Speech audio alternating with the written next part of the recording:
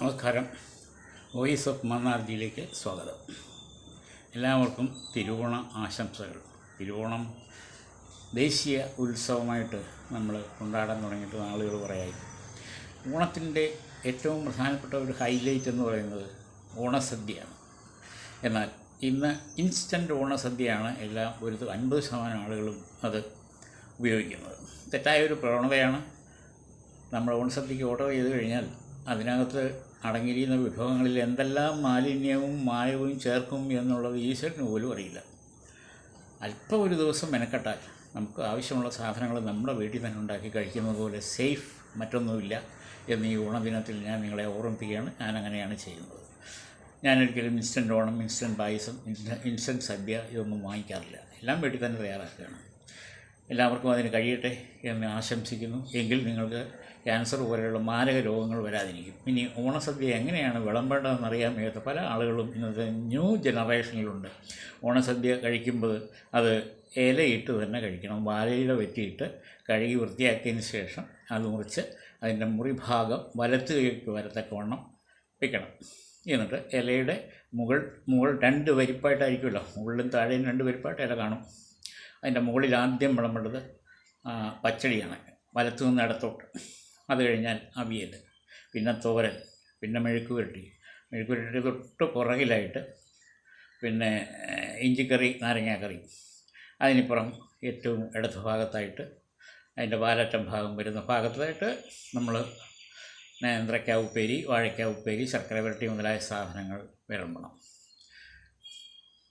ഇലയുടെ ശരീരത്തോട് ചേർന്നുള്ള ഭാഗങ്ങൾ വലത്ത് കൈയോട് അടുത്തുള്ള ഭാഗത്ത് ചോറ് വിളമ്പണം. ചോറിലാദ്യം പരിപ്പൊഴിച്ച് കഴിക്കണം. പരിപ്പിനോട് അല്പം നെയ്യ് വേണം. പിന്നീട് അത് കഴിച്ച് കഴിഞ്ഞാൽ അടുത്ത വിഭവം സാമ്പാറാണ്. സാമ്പാർ കഴിച്ച് കഴിഞ്ഞാൽ പായസം കഴിക്കാം. അതല്ലെങ്കിൽ പായസം മാറ്റി വെച്ച് ഒരു ഗ്ലാസ്സിലാക്കി കഴിക്കാം.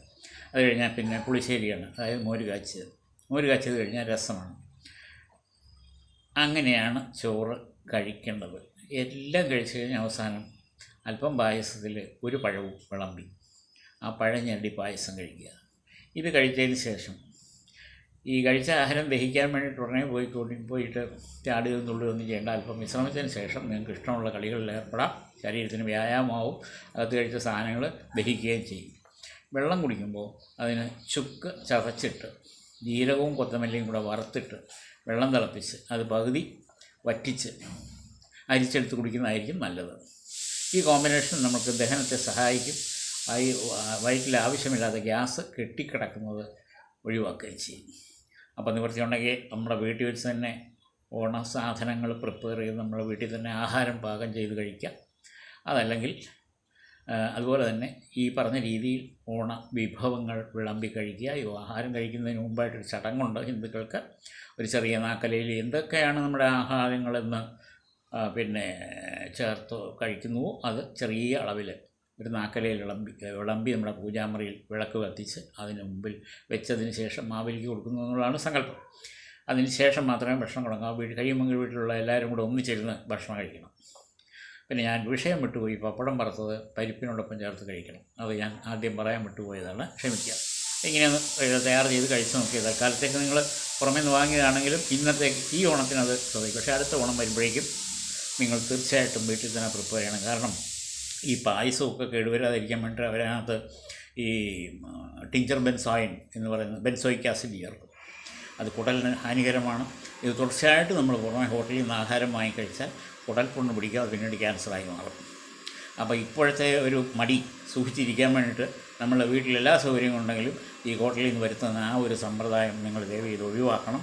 അല്ലെങ്കിൽ അവസാനം നിങ്ങൾ സമ്പാദിച്ച കാശ് മുഴുവൻ സ്വകാര്യ ഹോസ്പിറ്റലിൽ കൊണ്ടുപോകും. ഇപ്പോൾ തന്നെ നമ്മുടെ മുഖ്യമന്ത്രി പറഞ്ഞത് കണ്ടില്ലേ, സ്വകാര്യ ആശുപത്രികൾ ജനങ്ങളെ പിഴിയുകയാണ്, ഇല്ലാത്ത രോഗം ഉണ്ടാക്കി ചികിത്സിക്കുകയാണെന്നൊക്കെയാണ് അതിൻ്റെ അർത്ഥം ആ പറഞ്ഞത്. അപ്പോൾ അത് ശ്രദ്ധിക്കുക. അതുപോലെ തന്നെ കച്ചവടക്കാരെന്ന് പറയുമ്പം ഹോട്ടലുകാരൊന്നും ലോകത്തൊരു ഹോട്ടലുകാരനും വൃത്തിയായിട്ട് ആഹാരം പാകം ചെയ്ത് നിങ്ങൾക്ക് തരും എന്ന് നിങ്ങൾ വിചാരിക്കേണ്ട. ആരെല്ലാം പറഞ്ഞാലും ശരി. അപ്പോൾ ഏറ്റവും കൂടുതൽ ഭംഗിയായിട്ട് പാകം ചെയ്ത് വൃത്തിയാക്കി നമുക്ക് തരുന്ന ഒന്നെങ്കിൽ നമ്മുടെ ഭാര്യ, അല്ലെങ്കിൽ നമ്മുടെ അമ്മ, അല്ലെങ്കിൽ നമ്മുടെ സഹോദരി, വീട്ടിലുള്ള ആരെങ്കിലും, അല്ലെങ്കിൽ അമ്മൂമ്മ, ഇവരായിരിക്കും തരുന്നത്. അതിനെ കവച്ച് വയ്ക്കാൻ ഒരു ആഹാരം നമുക്ക് ലോകത്തില്ല, ഒരിടത്തും വാങ്ങാൻ കിട്ടില്ല. പിന്നെ നിവൃത്തിയുണ്ടെങ്കിൽ ഇൻസ്റ്റൻറ്റ് ആഹാരങ്ങൾ, കെട്ടി തൂക്കിയിട്ടിരിക്കുന്ന ഈ കുഴിമന്തി, തേങ്ങാക്കൊല, മാങ്ങാത്തൊലി എന്നൊക്കെ പറയുന്ന സാധനങ്ങൾ നിവൃത്തിയുണ്ടെങ്കിൽ കഴിക്കാതിരിക്കുക. അത് നിങ്ങൾക്ക് ദോഷമേ ചെയ്യുള്ളൂ, ഗുണം ചെയ്യില്ല. ഇതിലൊക്കെ അജിനോമോട്ടോ എന്ന് പറയുന്ന കെമിക്കൽ ചേർന്നുണ്ടാവും, ഏറ്റവും കൂടുതൽ സ്വാദ് തോന്നിപ്പിക്കാൻ വേണ്ടി. അപ്പോൾ സ്വാദിന് പിന്നാലെ പോയ ക്യാൻസർ ഉറപ്പ്. ഓക്കെ, നന്ദി, നമസ്കാരം. ഞാൻ Mannar G Radhakrishnan Vaidyar, Palakkad, retired physician, Aryavaidya pharmacy, Coimbatore limited. എൻ്റെ ഫോൺ നമ്പർ 9447352982. നിങ്ങളെല്ലാം ഈ ചാനൽ കാണുക, വോയിസ് ഓഫ് മന്നാർജി കാണുക, കമൻറ്റ് ചെയ്യുക, അത് ഫോർവേഡ് ചെയ്യുക, അത് ലൈക്ക് ചെയ്യുക, അത് മറ്റുള്ളവരെ അതിനെ പ്രേരിപ്പിക്കുക. അപ്പോൾ വീണ്ടും കാണാം. നമസ്തേ.